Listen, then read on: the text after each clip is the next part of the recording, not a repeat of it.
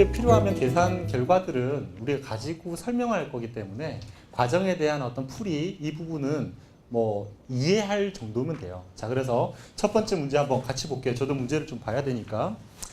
우선 대주주 전체 주식 30%를 소유하고 있는 A씨는 소유 주식 전량을 특수 관계자에게 2018년 6월 30일자로 양도하려고 하는 경우에 한 주당 평가 가액은, 문제를 뭐 길게 쓸 필요가 없었네요. 한 주당 평가 가액 구해라 그거였네요. 자, 그러면 우리 어떻게 했었는지 한번 다시 리뷰한다 생각하고 해볼게요. 첫 번째, 3년간 순손익이 나와 있네요. 그죠? 자, 우리 그냥 저랑 같이 해요. 그냥 저도 숫자 보면서 이렇게 머릿속으로 계산을 해야 되는 거지, 제가 바로 계산을 서가지고 할 수는 없잖아요. 자, 우선은 순손익, 순자산이 있었어요. 그쵸? 순자산보다는 순손익이 비중이 더 크니까 3으로 놓자. 얘는 2로 놓자였어요. 됐죠? 자, 순손익은 최근 연도가 가장 파워풀하고 전년도는 좀 약하고 그 전년도는 조금 더 약한 개념이었으니까 3대 2대 1로 안분한다라고 얘기를 했었어요. 자, 그러면 먼저 순손익부터 해보죠. 그죠? 37억, 18억, 26억인데 37억은 3. 한 주당으로 안 가도 돼요.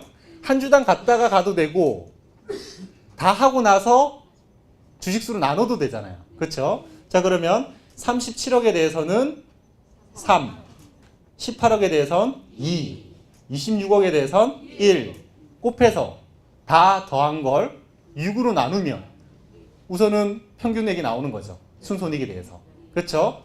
그거를 주식수로 나누면, 자, 주식수로 나누면 한 주당 우선 그 금액이 나오죠. 근데 그거를 매년 그만큼의 가치가 있을 거로 예상한 거잖아요. 그렇죠? 그거를 10%의 국세청 고시 이율로 결국에는 보충을 시켜주는 거니까 10%면 10%로 나누는 거잖아요. 0.1로 나누는 거니까 곱하기 10을 해준 거랑 같다. 됐죠? 바로 뒤에 뭐 풀이가 나와 있겠죠? 또 안 넘어가네요. 이거 좀 넘겨주세요. 자, 두 번째 것도 하고 있죠, 뭐, 그러면. 자, 자산 부채는 이렇다. 그러면 우리가 순자산 먼저 뽑아야 되죠. 자산에서 부채 빼면 우선 자본 부분이, 순자산이 나오죠. 그쵸? 자, 그러면 자산에서 부채 빼면 순자산이 나오겠네요. 얼마예요? 자, 25, 8억 빼면 25 마이너스 8 하는데 뭐 이렇게 답이 여러 개가 나와요. 17억. 자, 17억에다 그 다음에 영업권 평가액은 더해줘야 된다 그랬죠. 자, 영업권이 뭐라 그랬죠? 자산에서 부채 빼서 순자산인데 너 순자산 말고도 네가 갖고 있는 영업력이나 능력이 있어서 더 가치가 있어 라고 하는 게 우리가 영업권리금이었잖아요. 그 개념으로 영업권이라고 했었죠. 당연히 더해주는 게 맞겠죠. 더해주니까 19억. 그죠? 주식수가 만주예요? 주식수 100만 주네요. 100만 주로 나누면 나왔겠죠. 자, 그러면 결과적으로 우리는 한 주당 지금 순 자산 가치가 나왔고요. 한 주당 순손익 가치가 나왔는데 순손익이 더 파워풀하다 그랬잖아요. 그죠? 3을 놓고 순자산 가치는 2를 놔서 곱해주고 나누기 5를 하면 한 주당 수식 가치가 나오겠죠. 그렇죠? 이렇게 해보니까 간단해요. 그냥 그거를 그대로 계산기에 두들기는 과정만 하면 되는 거니까 그냥 봤었을 때는 아까 얘기 들을 때는 오른쪽 갔다가 왼쪽 갔다가 무게감이 막 왔고 가리마가 타졌었는데 숫자를 보는 순간 이게 동그랗게 있는 숫자고 이거는 글자고 막 이렇게 느껴지는 거예요. 그래서 우리가 조금 편안하게 받아들일 필요는 있어요. 자, 그래서 이 답이 어떻게 되어 있는지 보면 그대로 되어 있죠. 자, 지금은 한 주당을 먼저 구했어요. 그렇죠? 근데 주어진 상황이 한 주당 주어지는 상황이 잘 안 나타나요. 방금 같은 상황처럼 전체 금액이 보이죠. 순손익도 그냥 그대로 보일 거고 순자산 가치도 그냥 통으로 보이잖아요. 주당 가치로 보이는 건 우리 크레타 맨 뒤로 가면 뭐 주당으로 해서 쪼개놓은 건 있지만, 그쵸? 우선은 그 기준으로 계산하면 된다. 그랬더니 평가 금액이 24,898원이 나왔네요. 그쵸? 됐죠? 네. 자, 두 번째 거. 상속세를 산출세를 계산하시오.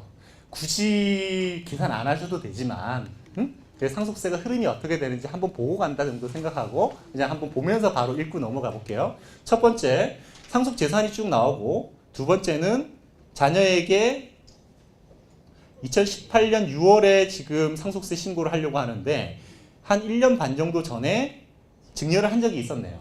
그쵸? 이걸 왜 줬을까 생각해 보면, 자, 증여 근데 그때 당시에는 2억이었는데 지금은 2억 5천이네요. 그쵸? 우리가 상속이 개시되는 상황, 그 발생이 됐었을 때로부터 10년 안에 증여가 발생됐다면 그 증여 재산은 상속 재산에 다시 합산을 해서 상속세를 계산을 하고, 그럼 상속세는 나와요. 그런데 상속세에서 마지막에 증여세를 이미 과거에 냈던 게 있죠. 그거 있는 거는 떼주는 부분이 생길 거예요. 근데 증여 부분과 관련돼서는 증여재산 공제, 어쨌든 요 상속세, 증여세 공제 부분이 우리가 전략을 세워서 증여세를 낮추어서 갔던 부분이 있기 때문에 상속세보다는 훨씬 적게 낸 개념이란 말이에요. 그러면 여기서 우리가 하나 이제 머릿속에 또 가르마 좀 타고 간다면, 문제 푸는 게 중요한 건 아니잖아요. 가르마를 탄다 그러면 이분이 아까 말씀하신 78세야. 지금 98세까지는 이상 살으셔야 지금 증여하는 게 의미가 있고요. 98세까지 사실 거라가 아니라고 한다면 지금 증여하는 게 전체 상속세 내는 데는 전혀 영향을 못 미친다. 다만 지금 증여한 어떤 재산이 그때 가서 가치가 많이 상승할 거라면, 돌아가시는 기간이 뭐 몇 년 안에 많이 상승할 거라면 증여하는 것도 의미가 있어요. 왜? 지금 여기서는 2억 5천, 2억하고 2억 5천이 있는데 2억을 넣을까 2억 5천을 넣을까 생각하면 2억을 넣거든요. 지금 현재의 걸로 하지 않고 그때 증여했었을 때의 가치로 넣으니까 가치가 많이 상승할 거라면 그나마 늦더라도 사전 증여하는 게 의미는 있을 수 있는데, 그 기간 안에 그만큼 가치가 상승할 건 비트코인밖에 없어요. 네, 그렇기 때문에 큰 실익은 없을 것이다. 자, 그 정도 하고, 그 다음에 3번은 담보로 1억을 차입했고 현재 미상환했고 용도는 입증이 된다. 어쨌든 확실한 이거는 어쨌든 부채 부분인 거네요. 그쵸? 그 다음에 장례비는 봉안시설 사용료로 200만 원 포함해서 500만 원이 발생했다. 우선 봉안시설료는 200만 원이 되고 나머지 것들 그냥 다 모아서 500까지 장례비로는 인정을 받으니까 이 4번 같은 경우는 700만 원까지는 어쨌든 빼줄게 비용으로 라는 이야기네요. 그쵸?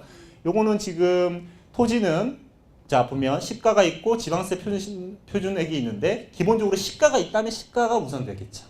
요걸로 계산해야 되고요. 고시 가격이 있고 구입을 한 거는 2015년도예요. 그렇죠? 그때 가격으로 하겠어요? 당연히 현재 고시 가격으로 해야 되겠죠. 그 다음에 비상장 주식은 있고 10%를 안 주니까 전체는 10만 주겠네요. 그죠? 10만 주. A 보통 주식 10만 주를 갖고 있는데 그 가격은 안 나와 있으니까 뒤에 가서 구하면 되겠네요. 그죠? 자, 그 다음에 은행 예금이 5억이 있고, 그 다음에 상장 주식은 당연히 2개월간 종가 평균액 요거 금액이 맞고 개시일 종가는 안 되겠죠. 왜냐하면 계속해서 업앤다운이 계속되는데 어떻게 그 날짜대로 하겠어요. 이게 더 맞겠죠. 자, 이거를 다 상속재산에 다 집어넣으면 되고 비용 떨 거는 밑에 다 비용을 떨면 되는 거예요. 그렇죠? 넘어가 볼게요. 또 아직 정보가 더 있네요. 자, 5번. 동거가족은 배우자와 자녀 한 명이 있으며 배우자에게 10억 원이 상속되었으며 나머지는 자녀에게 됐다. 그러면 배우자는 기본적으로 그 배우자 공제가 30억이 있죠. 30억이 있지만 30억을 다 해주는 게 아니에요. 20%? 기본적으로 어쨌든 한도를 정하는 어떤 부분들이 있는데 우리 그 유류분 아까 얘기 나눴었잖아요. 유류분이 아니라 유류분 전에 법정 상속분이라는 게 있어요. 지금 보니까 여자분들은 아직까지 남편이 사망하긴 좀 더 기다려야 돼요. 힘들겠지만 조금만 더 참으세요. 네. 우선은 어쨌든 남편이 사망했었을 때 우리 그 남편분들은 표정이 안 좋아지잖아. 막. 자, 했었을 때 배우자 사망했었을 때 내가 얼마를 가져가고 내 자녀가 얼마를 가져가는지에 대해서 법적으로 정해놓은 게 있다. 그게 유서가 아니고 뭐죠? 유언을 제가 지금 이제 말이 조금 자꾸 막 헛나오고 막 이러죠. 유언을 어쨌든 유언서를 작성을 하게 되면 거기에 따라서 하는 게 맞아요. 그죠? 근데 그 자체에서도 결국엔 법적인 권리의 반까지는 결국에는 보장이 되어 있어요. 요거는 이해를 조금 해놔도 괜찮아요? 뭐 가르마 한번 또 타고 가는 거죠. 어떤 거냐면, 내 남편이, 내 남편 하지 맙시다. 우리 내 남편 하면 자꾸 이상해지니까, 고양이가, 아까 노루사키 있었잖아요. 새끼 아니에요. 샤케. 예, 노루사키한테도 미안한 마음이 있어서 내가 가진 재산의 예를 들어서 70%를 걔한테 상속하겠다고 유언장을 쓴 거예요. 좀 애매한데 이게 혼내라. 어찌됐건 누군가에게 어쨌든 그렇게 했어요. 자, 그런데 법적인 상속분이 있거든요. 법적인 상속분은 방금 이 문제 개념에서는 배우자하고 자녀 한 명만 있죠. 그러면 법적인 상속분은 자녀에게 1의 기준을 두고요. 배우자는 자녀보다 1.5를 줘요. 그럼 전체는 2.5가 되겠죠. 2.5 중에서 내가 예를 들어서 배우자라고 한다면 2.5분의 1.5가 되는 거죠. 이게 내 몫이에요. 법적인. 유언이 없다라고 하면. 그렇죠? 자, 그러면 2.5분의 1.5면 5분의 3이네요. 그러면 60%네요. 맞죠? 자, 60%를 내가 받을 권리가 있는데 보니까 나는 60%를 나한테 안 남기고 다른 사람한테 더 줬어요. 누군가에게. 그러면 제가 찾아올 권리가 어디까지 있느냐면 법정 상속분의 50%까지가 나한테는 권리가 있어요. 그걸 뭐라 그러냐면 법정 유류분이라고 얘기해요. 법정 유류분. 그러니까 나한테 그 권리가 있는 거예요.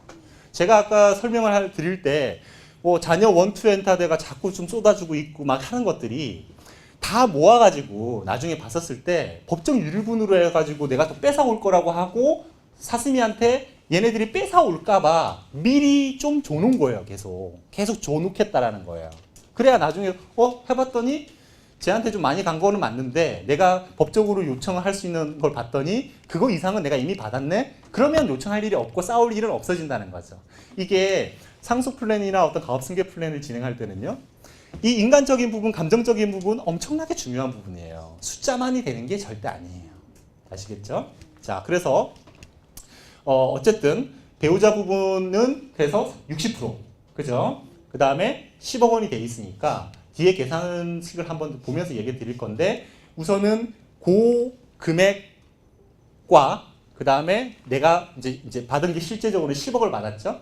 그것 중에서 그것과 또 30억 기본 중에서 작은 거를 한도로 기본적으로 공제가 이루어질 거예요. 30억 원까지는 공제해 줄 건데 네가 받은 게 10억밖에 안 돼? 그럼 10억까지만 해줘야 돼. 근데 그 10억도 한도 계산에서 걸리면 그거보다 낮게 가야 되지만 10억보다 낮게 가지는 않을 것 같아 보여요. 지금 상황에서는. 자, 그리고 이거 이제 계산하는 거네요. 자, 이 계산하는 거는 아까 계산했으니까 간단하게 똑같이 계산하실 수 있잖아요. 그죠? 요거는 계산한 걸로 보고 결과를 갖고 한번 볼게요. 자, 보니까 앞에 숫자를 지금 다 더하면 돼요. 방금 말씀드렸던 앞에 거 요거 더하고 요거 더하고요. 요거 계산해서 했었던 그거 더하고요. 은행 예금 더하고요. 이거 3만 원짜리 지금 500주 곱해서 더하고요. 그 다음에 증여했었던 부분도 실제는 2억 부분을 상속재산에 더하고요. 그리고 담보를 해서 이거는 빼줄 거고요. 그 다음에 요거는 700만 원만큼 비용으로 빼줄 거예요. 맞죠? 그리고 이렇게 해서 한도를 계산해 놓고 10억은 어쨌든 공제로 빼줄 거고요. 그렇게 하고 요거는 상속법상 계산한 건 거고 그렇게 해서 쭉 빼주게 되면 총재산이 아까 다 모은 게 여기 될 거고요. 과세 공제는 요만큼 될 거고 증여재산 가액은 더해줬고 상속세 어쨌든 과세되는 요 과세는 요거예요. 그 다음에 상속 공제 부분 요거 아까 원래는 빼줘야 될 게 있는데 기본적으로 일괄 공제 5억 빼줬을 거고요.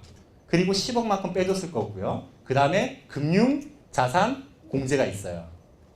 금융자산 다 아까 합한 거에 20%를 더 빼줘요. 자, 그게 합한 게 아마 요 부분 공제일 거예요. 그리고 났더니 과세 표준이 요만큼 나왔고 그에 해당되는 상속세율을 곱했더니 상속세 산출 세액이 나왔어요. 그리고 나서 아까 증여재산 가액 2억 더한 거 있죠. 그 전에 이거에 대한 증여세 낸 거 있겠죠? 그거는 여기서 밑에서는 빼줄 거예요. 지금은 문제가 상속세 구하라 그랬으니 상속세를 구하라 그런 거니까 여기가 상속세예요. 상속세는 여기서 확정된 거예요. 그리고 증여세는 이미 낸 거기 때문에 그거 부분을 어쨌든 다시 환급받는 개념으로 생각하시면 이해가 더 빨라요. 되셨죠? 네. 한주당 평가가액 어제 구하면 된다 그랬고 배우자 공제액은 내가 지금 어쨌든 미니멈인데 1인데 실제 받은 거랑 한도 계산으로 해가지고 2.5분의 2 해서 60%죠? 한 거는 13억 1,700이에요. 요거하고 중에 작은 거. 요거하고 중에 작은 거, 요거. 그래서 여기에 1억이 된 거예요. 저기 10억이 된 거예요. 됐죠? 자, 금융재산 공제는 20% 했고. 이거 없어야 되나요? 요거. 찾아주셨어야 돼요. 여기도 공고 하나 빠졌네요? 이런 거 좀 잡아주시면 제가 밥 사드릴 건데 아무도 안 잡아주셨어요. 아직.